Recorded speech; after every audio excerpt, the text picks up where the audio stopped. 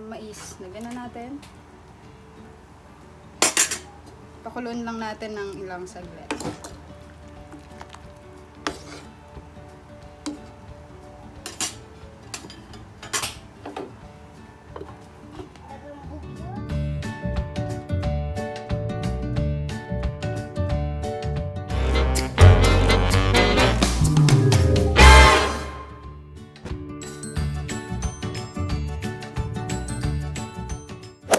Hi guys! So today meron na naman tayong bagong video or bagong lulutuin at ang ating menu for today ay chicken sopas.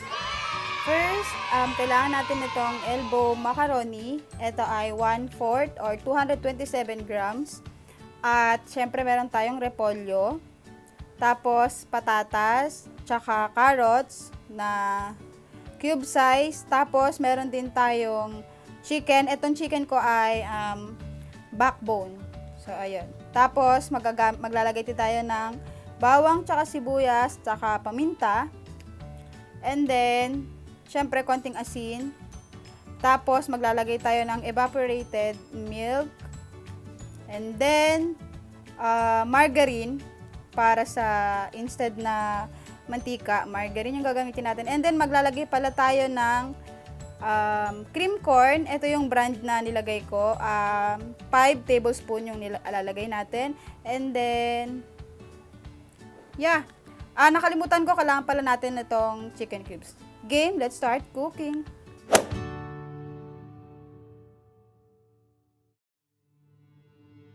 Okay, so ang una kong ginagawa is niluluto ko muna yung elbow macaroni pasta. Tatakpan lang natin siya at hahayaan natin na kumulo for about 8 minutes. Tapos lagyan din natin ng konting asin.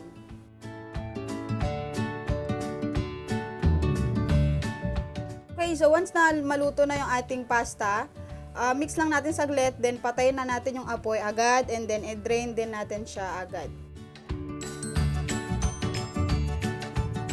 Then iset aside lang muna natin to at umpisahan na natin na magisa ng bawang at saka sibuyas.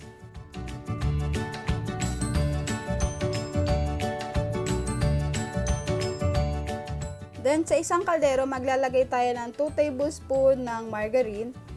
And then, igigisa din natin dito yung ating bawang at saka sibuyas.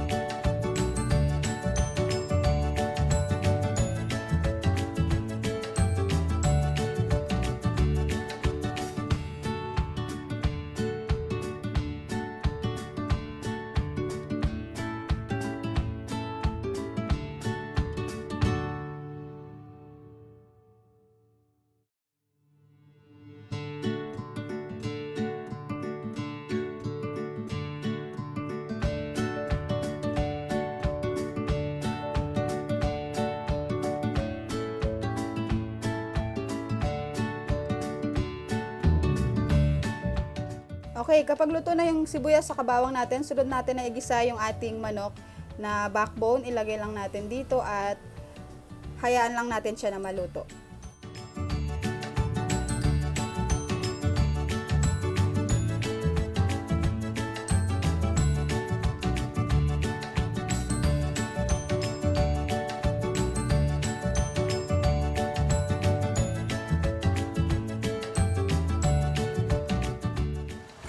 Okay, so haluin muna natin.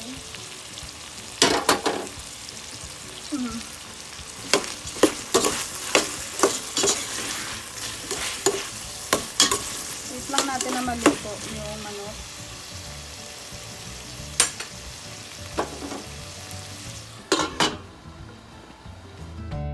Okay, once na naluto na yung ating chicken, mix lang natin saglit and then ilagay na natin yung ating patatas at saka carrots, and then hayaan lang natin siya na maluto at takpan.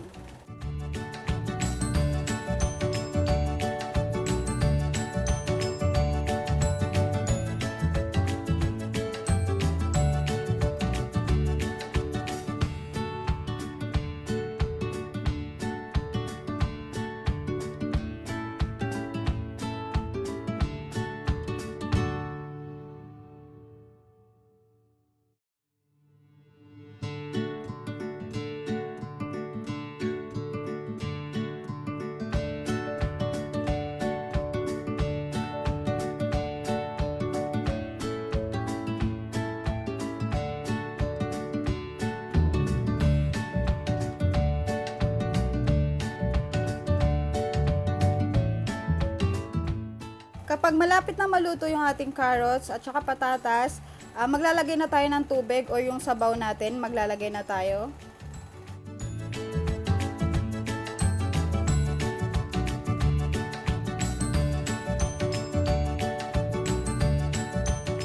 Okay, kapag nailagay na natin yung sabaw na gusto natin, ang nilagay ko pala is total of 5 cups.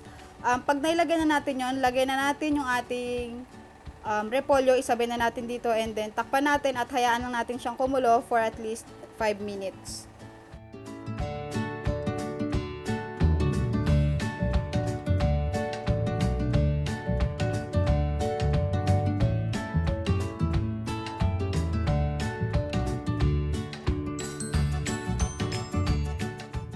Then, after 5 minutes, ilagay na natin or timplahan na natin siya ng asin at saka paminta. Tapos, yung ating chicken cubes, ilagay na rin natin siya. And then, yung ating evaporated milk, ilagay rin natin dito. Tatakpan lang natin siya at hahayaan natin na kumulo.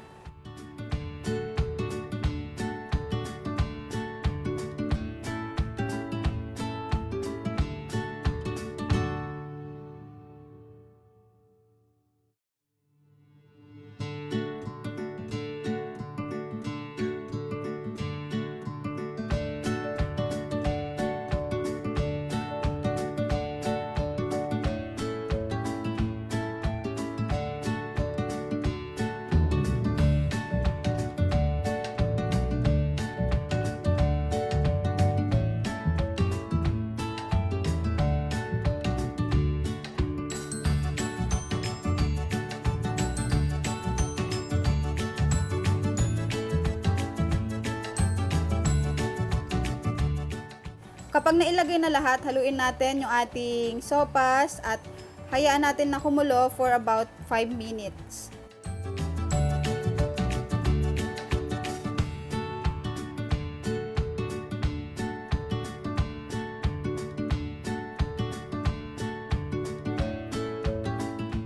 So, kumukulo na siya, no? So, i-mix lang natin at pwede rin natin i-adjust yung lasa.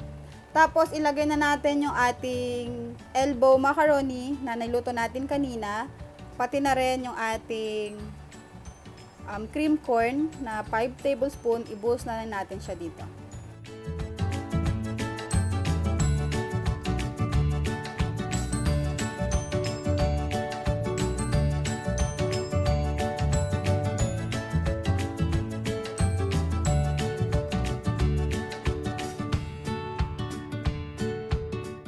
Tapos, tatakpan lang ulit natin siya and then papakuluan pa natin siya for 4 to 5 minutes.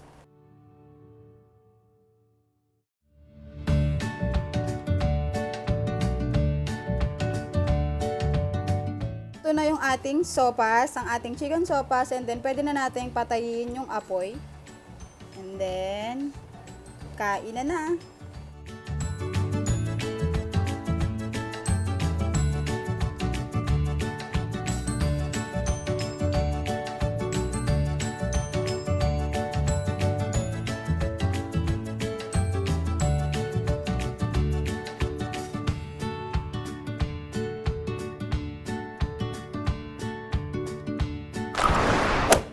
Guys, thank you so much for watching at kung nagustuhan mo ang video na ito, please give us a thumbs up at kung hindi ka pa po nakakapag-subscribe, please mag-subscribe ka na po. Thank you so much!